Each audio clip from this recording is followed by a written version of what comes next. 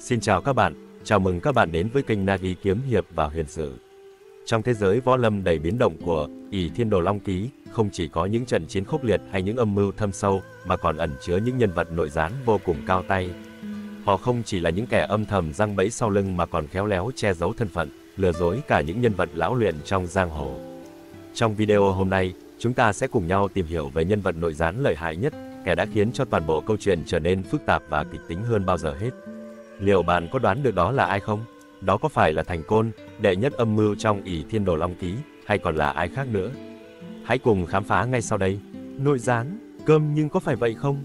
Trong vũ trụ võ hiệp của cố nhà văn Kim Dung, khi nhắc đến Triệu Mẫn, chúng ta không thể không nhớ đến hình ảnh một cô gái đẹp mê hồn, thông minh xuất chúng và đặc biệt, tham vọng thì lớn như quả núi.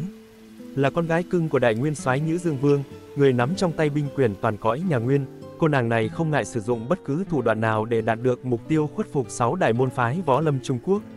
Này nhé, chẳng cần đến kiếm cung tên hay hùng hổ xông lên như bao kẻ khác, Triệu Mẫn cho người thản nhiên, dùng độc. Món đặc sản của cô chính là thập hương nhuyễn cân tán, loại độc dược khiến các cao thủ võ lâm lừng danh của Thiếu Lâm, Võ Đang, Nga Mi, Không Đậu, Côn Luân và Hoa Sơn té ngã rạp xuống như lúa mùa thu hoạch. Sau đó, tất cả họ bị lôi về giam giữ tại chùa Vạn An, Đại Đô, hay còn gọi là Bắc Kinh thời nhà Nguyên, trong khi Triệu Mẫn ung dung ra lệnh, luyện công. Cô ép các môn phái phải biểu diễn võ công cho mình xem để tiện đường học lỏm. Ai ngoan cố không chịu biểu diễn, dễ thôi, một ngón tay bay ngay lập tức, chiêu này quả thật khiến người ta không biết khóc hay cười. Nhưng điều làm nên thương hiệu của Triệu Mẫn không chỉ là độc dược hay ngón tay bay, mà còn nằm ở bọn thuộc hạ võ công cao cường, được tuyển chọn kỹ lưỡng từ khắp các nước phiên bang. Trong số đó, nổi bật nhất là một gã đầu đà câm đến từ nước Hoa Thích Tử Mô. Gã này, ngoại hình đã đủ chất phản diện rồi, thân hình to lớn, tóc đỏ hung xóa vai, khuôn mặt thì chẳng chịt sẹo dài ngang dọc, khiến người ta nhìn qua cũng phải giật mình vì khó nhận ra được đâu là mặt thật. Gã không biết nói, nhưng bù lại, gã có một tuyệt chiêu là trí nhớ siêu phàm. Hễ người của 6 đại môn phái mà chịu khuất phục biểu diễn chiêu thức, thì gã nhớ ngay tắp lự. Sau đó, không cần nghĩ ngợi gì nhiều, gã truyền lại từng chiêu một cho Triệu Mẫn, chuẩn không cần chỉnh, không lệch một ly. Và đừng tưởng gã chỉ biết bắt chước nhé, gã còn giỏi cả sáng tạo, nghĩ ra ngay cách hóa giải các chiêu thức, rồi dạy lại cho Triệu Mẫn với phong cách đơn giản mà cực kỳ lợi hại. Điều này khiến Triệu Mẫn nể phục gã hết mức. Tuy nhiên, có một điều mà nàng không ngờ được, gã đầu đà câm này chính là nội gián của Minh Giáo. Hóa ra Triệu Mẫn không chỉ bị lừa bởi vẻ ngoài cứng cựa của gã, mà còn bị đánh lừa bởi trí óc, đánh đâu trúng đó, của một tên gián điệp tài ba nhưng không nói nổi một câu. Phạm Giao, anh là ai? Ai mà tin được đệ nhất Mỹ Nam của giang hồ, với biệt danh Tiêu Giao Nhị Tiên, lại tự nguyện biến mình thành quái nhân xấu xí chỉ vì đại nghiệp Minh Giáo? Vâng, câu chuyện về Phạm Giao, quang minh hữu xứ của Minh Giáo, khiến người ta phải trầm trồ về độ chịu chơi của hắn. Hồi còn trẻ, Phạm Giao và Dương Tiêu là cặp đôi tiên phong của Minh Giáo, được ví như hai bậc thần tiên. Anh tuấn tiêu sái, khí chất ngời ngời. Tuy nhiên, khi giáo chủ Dương Đình Thiên qua đời, mọi thứ bắt đầu rối ren. Phạm Giao với lòng trung thành sắt đá và cái đầu đầy mưu lược quyết điều tra đến cùng âm mưu đen tối nhằm phá hoại Minh Giáo. Qua bao năm tháng, hắn phát hiện ra kẻ thù ác không ai khác chính là tên Thành Côn, gã này lại còn làm tay sai cho triều đình nhà Nguyên. Nhưng đời đâu dễ như phim, Phạm Giao rốt cuộc lại trúng độc thủ của Thành Côn. Tuy nhiên, trời không phụ lòng người trung kiên, hắn may mắn thoát chết. Giờ thì vấn đề nằm ở chỗ, Phạm Giao đã lộ diện với Thành Côn rồi, bây giờ không thể diện kiến hắn lần nữa mà không bị lộ. Để tránh việc đó, Phạm Giao không tiếc nuối gương mặt Mỹ Nam của mình, gã tự tay dùng dao rạch cả chục nhát lên mặt, chưa hết. Còn nhuộm tóc vàng hoe và nút than để giọng nói trở nên méo mó quái dị. Từ một Mỹ Nam ngời sáng, Phạm Giao đã biến thành một quái nhân xấu xí mà không ai nhận ra. Sau khi biến hình thành công, Phạm Giao vượt ngàn dặm sang Hoa Thích Tử Mô, giả làm người dân địa phương, lấy nghệ danh là Khổ Đầu Đà. Hắn trổ tài võ nghệ siêu phàm trong một đợt chiêu mộ nhân sĩ của Nhữ Dương Vương phủ. Và chỉ trong nháy mắt, hắn được nhận ngay vào làm thuộc hạ. Khổ Đầu Đà thậm chí còn được làm thầy dạy võ cho Triệu Mẫn, cô quận chúa xinh đẹp, đầy tham vọng của nhà Nguyên. Nhưng đừng tưởng Phạm Giao ngủ quên trong vai diễn này. Hắn ẩn nhẫn hàng chục năm, nắm rõ mọi đường đi nước bước trong phủ, và nhiều lần bí mật giúp Minh Giáo khi có cơ hội.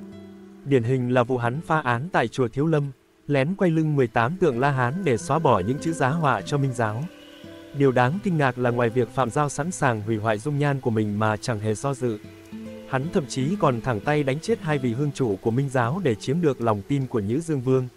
Với Phạm Giao, khuôn mặt đẹp hay tính mạng chỉ là chuyện nhỏ, đại cục mới là điều quan trọng nhất. Đó chính là lý do hắn trở thành nội gián cao tay nhất của Minh giáo, đồng thời là người khiến giang hồ phải vừa nể phục vừa ngỡ ngàng. Siêu nội gián và phi vụ giải cứu không thể nào quên. Sau khi Trương Vô Kỵ lên làm giáo chủ Minh giáo, không chỉ võ công cao cường mà còn thừa lòng nhân ái, hết lần này đến lần khác, vác cái thân ra cứu người. Một trong những lần đáng nhớ nhất chính là phi vụ giải cứu Lục Đại môn phái khỏi tay Triệu Mẫn, cô quận chúa siêu lắm trò của nhà Nguyên. Và trong lần này, Phạm Giao lại tiếp tục chứng minh mình là đệ nhất nội gián với mưu kế đỉnh cao. Kể ra thì bộ sậu của Triệu Mẫn đúng là cao tay khi hạ độc toàn bộ Lục Đại môn phái bằng thập hương nhuyễn cân tán, loại độc khiến cao thủ mất hết nội công, sinh hoạt bình thường nhưng lúc nào cũng như bị rút cạn pin. Trên đường về Trung Nguyên, các anh hùng hào hán cứ nghĩ mình chỉ bị trúng gió nhẹ, ai ngờ tất cả đều lần lượt vào giỏ của Triệu Mẫn và bị đưa thẳng đến Vạn An Tự để giam giữ. Tình hình nguy cấp đến vậy, nhưng với một người như Phạm Giao, chẳng có gì là không thể. Độc dược này do hai lão già Huyền Minh Nhị lão nắm giữ. Lộc Trượng Khách thì ham sắc, còn Hạc Bút ông lại ham rượu, thế là kế hoạch lập tức được bày ra. Trương Vô Kỵ tự tay chế ra một loại độc nhái giống y như thật. Sau đó, Phạm Giao mời Hạc Bút ông đi nhậu nhẹt, tranh thủ hạ độc hắn. Còn Lộc Trượng Khách thì để Vi Nhất Tiếu, chuyên gia khinh công, bắt ái thiếp của Nhữ Dương Vương đưa thẳng vào phòng của lão. Lộc Trượng Khách, dù không dám làm gì, nhưng cũng bị rơi vào cảnh bắt gian tại giường. Hai lão già này cùng lúc bị nắm thóp, giải dược chẳng mấy chốc rơi vào tay Phạm Giao. Tuy nhiên, trò đời đôi khi lại hay ngược, Hạc Bút ông chưa bao giờ thử loại độc này. Nên khi Phạm Giao nói hắn bị trúng độc, hắn tin ngay như trẻ con bị lừa kẹo. Giải dược nằm trong tay Lộc Trượng Khách, và hắn còn ngạc nhiên vô cùng khi thấy mỹ nhân từ trên trời rơi xuống. Hắn còn tưởng đệ tử hiểu ý sư phụ nên tặng quà bất ngờ. Đang sung sướng chưa kịp tận hưởng thì sư đệ vào cầu cứu. Cả hai lão già này vốn hiểu nhau quá rõ, nên cảnh mỹ nhân trên giường với Lộc Trượng Khách cũng chẳng có gì lạ. Nhưng đời đâu ai ngờ, Phạm Giao thừa lúc này bịa ra cả tá chuyện để uy hiếp, nào là Diệt Tuyệt sư thái là tình nhân cũ, Chu Chỉ Nhược là con riêng của hai người. Lộc Trượng Khách nghe đến đây thì sợ quá, bèn đồng ý giúp hắn.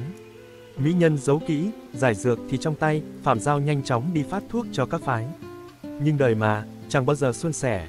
Vương Bảo Bảo, anh trai Triệu Mẫn bỗng dưng xuất hiện và cho quân lùng sục khắp nơi để tìm Hàn Cơ, ái thiếp của vương gia. Chẳng mấy chốc, tình hình càng thêm rối rắm khi Hạc Bút ông đã khôi phục công lực và vạch trần màn kịch của Phạm Giao. Dù đã lấn Lộc Trượng Khách ra làm con tin, nhưng Vương Bảo Bảo chẳng hề nao núng, thậm chí còn ra lệnh đốt luôn bảo tháp. May mắn thay, từ đằng xa, Trương Vô Kỵ nhìn thấy khói lửa bốc lên, chẳng cần suy nghĩ, liền lao ngay đến để giải cứu. Với sự hỗ trợ của Dương Tiêu và Vi Nhất Tiếu, cuối cùng Lục Đại môn phái đã được cứu thành công. Nhưng, phải công nhận một điều, dù Trương Vô Kỵ có võ công thượng thừa, nếu không có Phạm Giao trong vai nội gián thần thánh thì kế hoạch này chắc gì đã thành công. Kết cục của nội gián. Sau màn giải cứu Lục Đại môn phái hoành tráng đến mức khiến cả giang hồ ngỡ ngàng, Phạm Giao lại tiếp tục lặng lẽ ẩn mình, trở về với vai diễn quái tướng xấu xí của mình. Tuy nhiên, chẳng ai ngờ được rằng, trong suốt phi vụ này, hắn đã hủy hoại không chỉ dung nhan mà còn danh dự của biết bao người. Nghĩ lại, việc ép Huyền Minh Nhị lão vừa uống thuốc độc giả, vừa thò tay lấy giải dược vừa run rẩy, quả là một màn diễn thần sầu. Chưa kể đến mấy vụ bịa chuyện tình sử Diệt Tuyệt sư thái với Chu Chỉ Nhược, Phạm Giao thực sự khiến cho mọi người xung quanh từ sốc nhẹ đến sốc nặng. Thế mới nói, làm nội gián không chỉ cần võ công, mà còn phải có tài, trảm phong thần tướng thuyết phục thần kỳ như vậy. Nhưng trò đời có lẽ thú vị nhất là ở chỗ này. Sau màn siêu nội gián đó, người ta đồn đại rằng Phạm Giao đã rửa tay gác kiếm, sống cuộc đời bình dị. Ấy thế mà, chỉ cần nghe có ai đó thì thầm về một âm mưu mới nào đó của nhà Nguyên, gã lại lập tức bày mưu tính kế trong đầu. Rửa tay gì chứ, tay Phạm Giao thì sạch rồi, nhưng cái đầu đầy chiêu trò thì chắc vẫn còn đang lăn lộn trong từng phi vụ mới. Trên đây là tổng hợp của cá nhân tôi về nhân vật nội gián cao tay nhất trong Ỷ Thiên Đồ Long Ký của nhà văn Kim Dung. Các bạn cảm thấy thế nào? Theo các bạn, có còn nhân vật nào chưa được nhắc đến hay không? Các bạn vui lòng ghi dưới phần comment để chúng ta cùng nhau bàn luận về câu chuyện này. Cảm ơn các bạn đã theo dõi, xin chào và hẹn gặp lại các bạn trong những video tiếp theo.